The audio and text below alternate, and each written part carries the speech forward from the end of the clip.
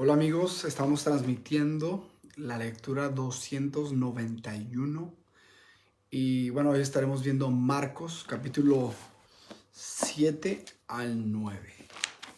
7 al 9, ya estamos. El Evangelio de San Marcos es uno de los evangelios, es el evangelio más corto, se cree que es el más antiguo, así que bueno, vamos a leer. Aquí lo tenemos. Padre, te doy gracias por este día, Señor, gracias por tu presencia, gracias por tu Espíritu en nosotros, porque eres Emmanuel, Dios con nosotros. Gracias porque tu Espíritu nos da entendimiento para entender tu palabra y para ponerla por obra, Señor, para reflejarte a Dios. Háblanos, te lo pido en el nombre de Jesús. Amén. Bien, capítulo 7, mira lo que dice. Se juntaron a Jesús los fariseos y algunos de los escribas que habían venido de Jerusalén, los cuales viendo a algunos de los discípulos de Jesús comer pan con manos inmundas, esto es, no lavadas, los condenaban. Porque los fariseos y todos los judíos, aferrándose a la tradición de los ancianos, si muchas veces no se lavan las manos, no comen. He aquí el error de los fariseos y el error de nosotros, que nos aferramos a tradiciones de hombres y, como dice en otro pasaje, ¿no?, invalidamos el mandamiento de Dios. Dice, y volviendo de la plaza, si no se lavan, no comen, y otras muchas cosas hay que tomaron para guardar, como los lavamientos de los vasos de beber, y de los jarros, y de los utensilios de metal, y de los lechos. Preguntaron pues los fariseos y los escribas, ¿por qué tus discípulos no andan conforme a la tradición de los ancianos, sino que comen pan con manos inmundas? Una pregunta que le hicieron los fariseos escribas a Jesús. Respondiendo, él les dijo, hipócritas. Qué fuerte, ¿no? Bien profetizó de vosotros Isaías, como está escrito, este pueblo de labios me honra, mas su corazón está lejos de mí, pues en vano me honran. Lo que Jesús les dice que son unos hipócritas que aunque están cumpliendo estas tradiciones, en realidad su corazón está lejos de Dios. Quiere decir que no quieren cumplir la palabra de Dios, o ni siquiera la palabra son tradiciones para agradar al hombre y no a Dios, ¿no? Mira, enseñando como doctrinas mandamientos de hombres. Y aquí es Jesús fue a la yugular, ¿no? Enseñan como doctrinas mandamientos de hombres. Y en esto caemos muchas veces nosotros, aún como cristianos evangélicos, como cristianos seguidores de Cristo, caemos que enseñamos doctrinas como mandamientos de hombres. Tenemos que tener mucho cuidado de esto, mucho cuidado, porque aún hay doctrinas que nos aferramos mucho y no necesariamente están en la Escritura. Te voy a decir un ejemplo, ¿no? Yo en el pasado estuve en una iglesia donde decían que el bailar era pecado. Y yo te pregunto, ¿hay un pasaje en la Escritura donde yo pueda usar esto? No. Bailar, no puedes decir que si es pecado o no es pecado. La Biblia no dice que si es o no es pecado, ¿no? Estaban enseñando esta doctrina como si fuera mandamiento de Dios y en realidad no lo era, era de hombres, ¿no? Porque dejando el mandamiento de Dios, os aferráis a la tradición de los hombres, los lavamientos de los jarros y de los vasos de beber, y hacéis otras muchas cosas semejantes. Les decía también, bien invalidáis el mandamiento de Dios para guardar vuestra tradición. Es decir, para guardar vuestra tradición, no les importa el mandamiento de Dios, además lo invalidan. Así que dice, porque Moisés dijo, honra a tu padre y a tu madre, y el que maldiga al padre o a la madre muera irremisiblemente. Pero vosotros decís, basta que diga un hombre al padre o a la madre es corbán, que quiere decir mi ofrenda a Dios, todo aquello con que pudiera ayudarte, y no lo dejáis hacer más por su padre o por su madre, invalidando la palabra de Dios con vuestra tradición que habéis transmitido, y muchas cosas hacéis semejantes a estas. Y llamando así a toda la multitud les dijo, oídme todos y entended. Nada hay fuera del hombre que entre en él que le pueda contaminar, pero lo que sale del hombre es lo que contamina al hombre. Si alguno tiene oídos para oír, oiga. Cuando se alejó de la multitud y entró en casa, le preguntaron sus discípulos sobre la parábola. Les dijo, ¿también vosotros estáis así sin entendimiento? ¿No entendáis que todo lo de afuera entra en el hombre, no le puede contaminar porque no entra en su corazón, sino en el vientre y sale a la letrina? Esto decía haciendo limpios todos los alimentos. Pero decía que lo que del hombre sale, eso contamina al hombre. Porque dentro del corazón de los hombres salen los malos pensamientos, los adulterios, las fornicaciones, los homicidios, los hurtos, las avaricias, las maldades, el engaño, la lascivia, la envidia, la maldicencia, la soberbia y la insensatez. Todas estas maldades salen y contaminan al hombre. Jesucristo nos está revelando el problema universal, ¿no? El problema universal del hombre, que es el corazón, que ha sido contaminado del pecado desde el principio, y de ahí sale, ¿no? A veces culpamos a los demás por nuestro pecado, pero es nuestro pecado, es nuestro corazón, de ahí sale la ira. No, es que Él me hizo enojar. Es que, mira, a Jesucristo lo crucificaron, lo golpearon, y Él intercedió por ellos. ¿Por qué? Porque mira, un barril lleno de miel, por más que lo golpees, siempre va a salir miel. Pero un barril lleno de ácido, si lo golpeas, va a salir ácido. Y como cuando sale la ira, la lujuria, la maldicencia, no es de que alguien me hizo hacerlo, sino que salió de mi corazón. Qué fuerte. Y bueno, un poco hablando, ¿no? de ir al corazón. Jesucristo nos está dando un diagnóstico del hombre que es todo lo malo, todo lo que sale mal es por el corazón del hombre, tu corazón, que está contaminado de pecado, ¿no?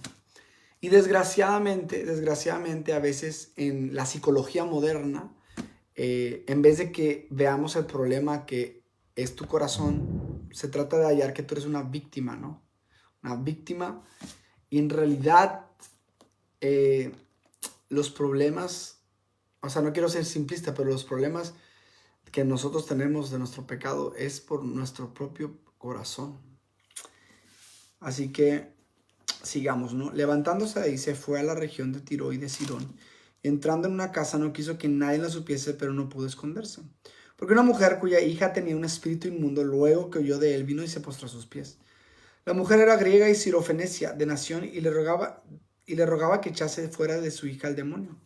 Pero Jesús dijo, deja primero que se sacien los hijos, porque no está bien tomar el pan de los hijos y echarlo a los perrillos. Ella respondió y le dijo, sí, Señor, pero aún los perrillos debajo de la mesa comen de las migajas de los hijos. Entonces le dijo, por esta palabra, ve, el demonio salió de tu hija. Y cuando llegó a su casa, halló que el demonio había salido y a la hija acostada en la cama. Para mí este es uno de los pasajes más difíciles. He leído muchos comentarios, he escuchado prédicas acerca de esto. Pero es muy fuerte, ¿no? Cómo Jesús le responde a la mujer sirofenicia. Ella le pide que le saque el demonio a su hija. Y Jesús le dice, básicamente, que ella es como un perrillo. Pero algo que entiendo, ¿no? Porque este pasaje está escrito, está registrado en la Biblia, inspirado por Dios. Y fíjate, Jesucristo, cómo rescató a esta mujer siendo no judía, siendo israelita, no israelita, no judía, siendo gentil. Y vemos que en Marcos, el énfasis de Marcos, uno de los énfasis que da es de que Jesús vino para todas las naciones, ¿no? De hecho, cuando está hablando Marcos del templo, él es el que incluye, dice, mi casa será casa de oración para todas las naciones, ¿no? Entonces, el enfoque de aquí de Marcos es mostrar cómo Jesucristo fue y se preocupó por las personas que no eran judías israelitas, ¿no? Y sanó a esta mujer, sanó a esta niña, ¿no? Dice, volviendo a salir de la región de Tiro, vino de por Sidón al mar de Galilea, pasando por la región de Decápolis. Y le trajeron un sordo y tartamudo y le rogaron que le pusiera la mano encima. Y tomando la parte de la gente, metió los dedos en las orejas y escupiendo tocó su lengua. Y levantando los ojos al cielo gimió y le dijo, Éfata, es decir, sea abierto. Al momento fueron abiertos sus oídos y él se desató la ligadura de su lengua y hablaba bien. Y les mandó que no le dijese a nadie, pero cuanto más le mandaba, tanto más y más lo divulgaban. Y en gran manera se maravillaban diciendo, bien lo ha hecho todo, hace a los sordos oír y a los mudos hablar.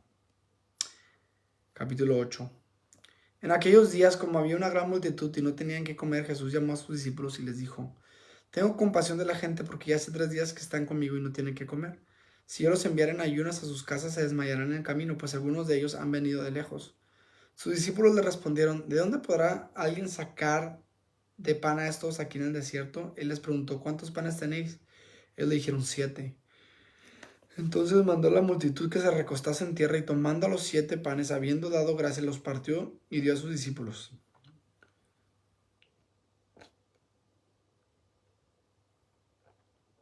Habiendo dado gracias, los partió y dio a sus discípulos para que los pusiesen delante y los pusiesen delante de la multitud. Tenía también unos pocos pececillos y los bendijo y mandó que también los pusiesen delante. Y comieron y se saciaron y recogieron de los pedazos que habían sobrado 7 canastas. Eran los que comieron como 4,000 y los despidió. Y luego entró en la barca con sus discípulos, vino a la región de Dalmanuta. Vinieron entonces los fariseos y comenzaron a discutir con él pidiéndole señal del cielo para tentarle. Y gimiendo en su espíritu dijo, ¿por qué pide señal a esta generación? De cierto digo que no se dará señal a esta generación. Y dejándoles volvió a entrar en la barca y se fue a la otra ribera. Habían olvidado de traer pan y no tenían sino un pan consigo en la barca. Y él les dijo, diciendo, mirad, guardaos de la levadura de los fariseos y de la levadura de Herodes. Discutían entre sí diciendo, ¿es porque no trajimos pan? Y entendiéndolo Jesús le dijo, ¿qué discutís porque no tenéis pan? ¿No entendéis ni comprendéis? ¿Aún tenéis endurecido vuestro corazón? Teniendo ojos no veis y teniendo oídos no oís y no recordáis. Cuando partí los 5 panes entre 5,000, ¿y cuántas cestas llenas de los pedazos recogisteis? Y ellos dijeron, 12. Y cuando los 7 panes entre 4,000, ¿cuántas canastas llenas de los pedazos recogisteis? Ellos dijeron, 7. Y él les dijo, ¿cómo aún no entendéis? Vino luego a Betsaida y le trajeron un ciego y le rogaron que le tocase. Entonces tomando la mano del ciego le sacó fuera de la aldea. Escupiendo en sus ojos, le puso las manos encima y le preguntó si veía algo. Él mirando dijo, veo a los hombres como árboles, pero los veo que andan. Luego los puso otra vez las manos sobre los ojos y lo hizo que mirase y fue restablecido y vio lejos y claramente a todos les envió a su casa diciendo, no entréis en la aldea ni lo digas a nadie en la aldea. Subieron Jesús y sus discípulos por las aldeas de Cesarea de Filipo. En el camino preguntó a sus discípulos diciendo, ¿quién dice los hombres que soy? Ellos respondieron, unos Juan, el otro Juan el Bautista, otros Elías y otros algunos de los profetas. Entonces les dijo, ¿y vosotros quién dices que soy? Respondiendo Pedro les dijo, tú eres el Cristo. Pero él les mandó que no dijesen de esto de él a ninguno. Y comenzó a enseñarles que le era necesario el Hijo del Hombre padecer mucho y ser desechado por los ancianos, por los principales sacerdotes y por los escribas y ser muerto y resucitar después de 3 días. Esto les decía claramente. Entonces Pedro le tomó aparte y comenzó a reconvenirle. Pero él, y volviéndose y mirando a él los discípulos, reprendió a Pedro diciendo, quítate delante de mí, Satanás, porque no pones la mira en las cosas de Dios, sino en los de los hombres. Vemos aquí a Pedro, ¿no? El clásico ejemplo que se menciona, pero cómo Dios le dio entendimiento a Pedro para decir, tú eres el Cristo. O sea, Dios le dio ese entendimiento. Hay otro pasaje paralelo que dice, esto no te lo revelado ni carne ni sangre, ¿no? Pero pasa un poco tiempo y él empieza a hablar de la cruz, de su muerte y resurrección. Y Pedro, según él, está tratando de reconvenirle, ¿no? Pero Jesús se enoja y le dice con seriedad, quítate delante de mí, Satanás. Cuando algo o alguien nos está desviando de ir por el camino de la cruz, es un instrumento del enemigo, tratando de distraernos, ¿no? Y la pregunta es, ¿qué es el camino de la cruz? No, bueno, pues hay que estudiar eso, ¿no? Pero Sencillamente es obedecer a Dios, decir no se haga mi voluntad sino la tuya. Y rendir nuestra vida a Cristo en todo, ¿no? Es cuando algo de alguna forma nos dice que no hagamos eso, entonces vemos aquí que es Satanás. Y llamando a la gente, a sus discípulos, les dijo, si alguno quiere venir en pos de mí, nieguese a sí mismo y tome su cruz y sígame. Ese es el camino de la cruz, ¿no? Porque todo el que quiere salvar su vida la perderá, y todo el que pierda su vida por causa de mí y del evangelio la salvará. Porque ¿qué aprovechará el hombre si ganara todo el mundo y perdiera su alma? ¿O qué recompensa dará al hombre por su alma? Porque el que se avergonzare de mí y de mis palabras en esta generación adúltera y pecadora, el Hijo del Hombre se avergonzará también de él cuando venga en la gloria de sus padres con los santos ángeles. Aquí Jesús nos llama a vivir por lo eterno, a poner nuestros ojos en lo eterno, a, a no tratar de salvar nuestra vida aquí en la tierra, a menospreciar nuestra vida aquí en la tierra.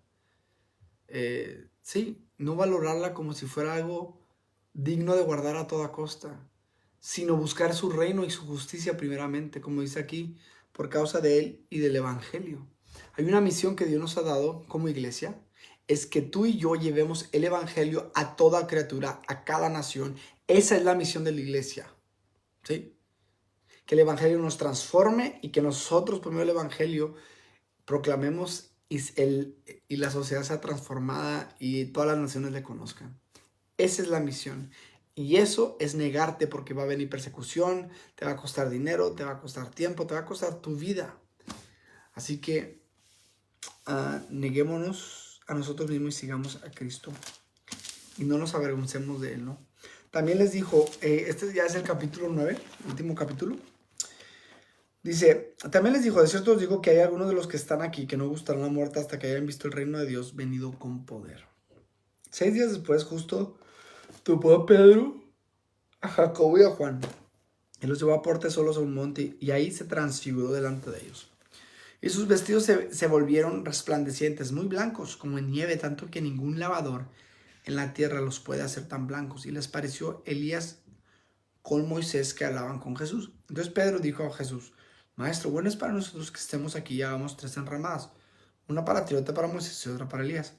Porque no sabía que le hablaba, pues estaban espantados. Entonces vino una nube que les hizo sombra, y desde la nube una voz que decía, este es mi hijo amado, a él oíd.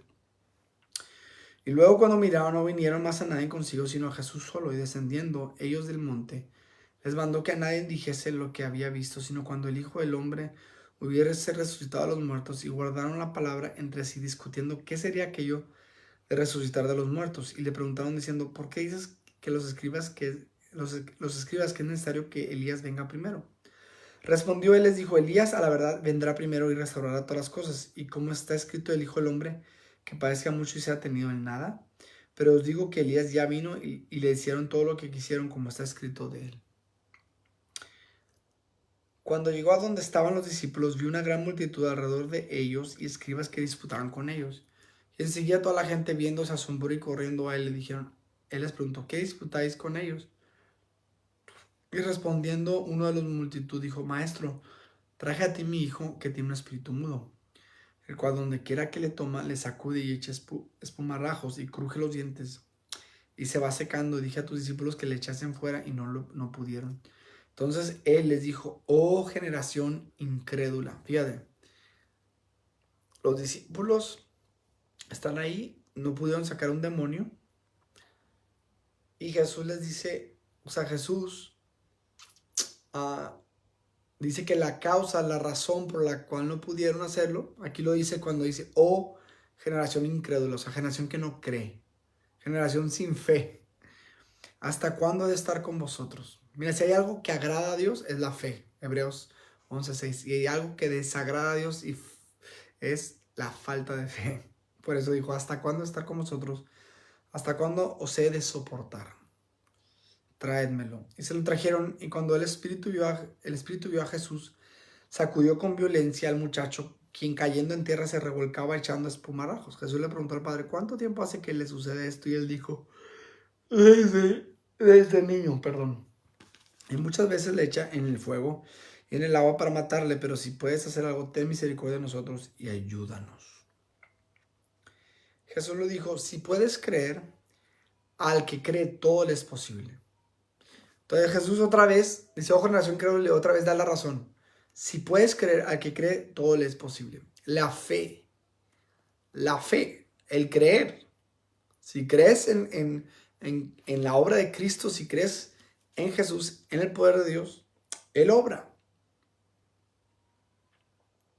Aquí está diciendo Jesús.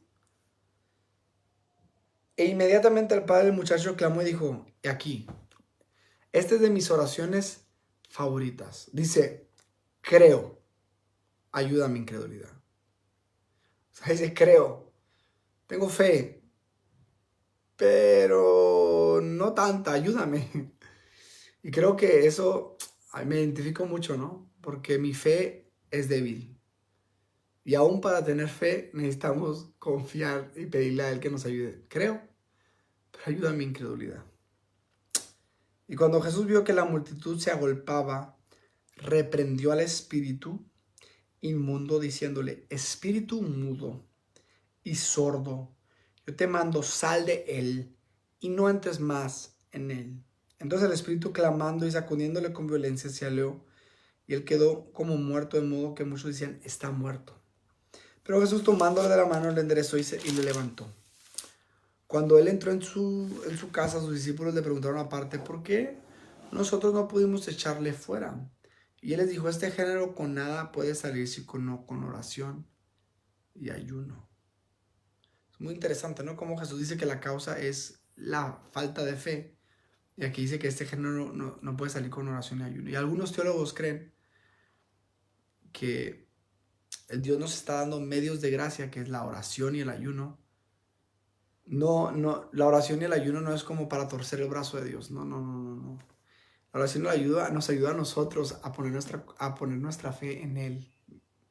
Y es cuando confiamos en Él que Él obra, ¿sí? Por medio de nosotros, ¿no?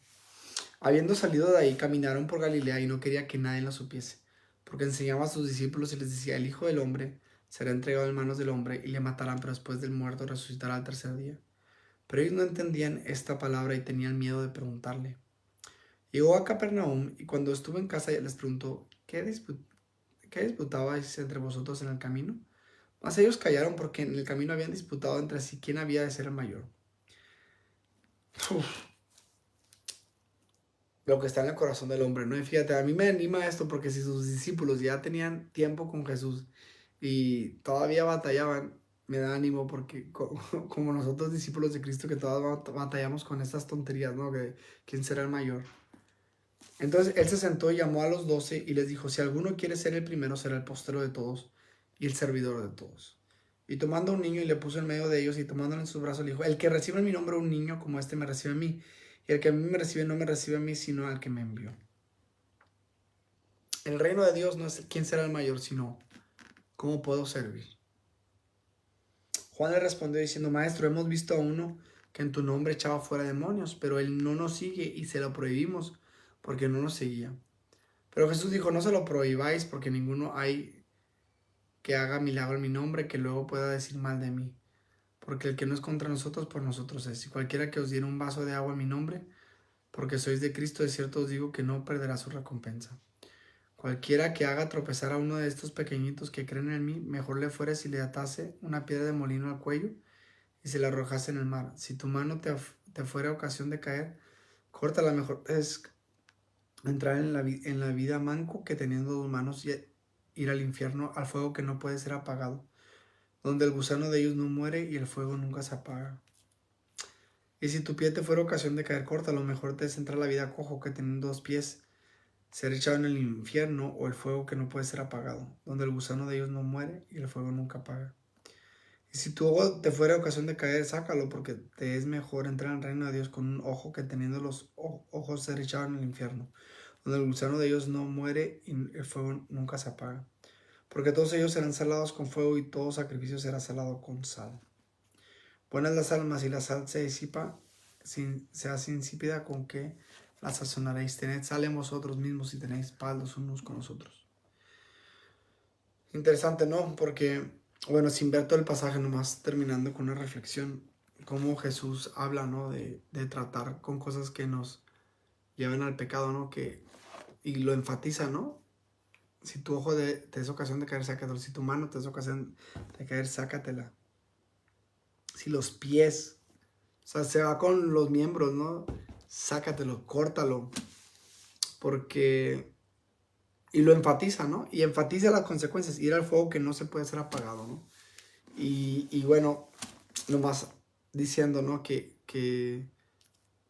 la Biblia enseña claramente que el infierno es eterno y que tenemos que ser radicales o tenemos que ser tajantes con el pecado,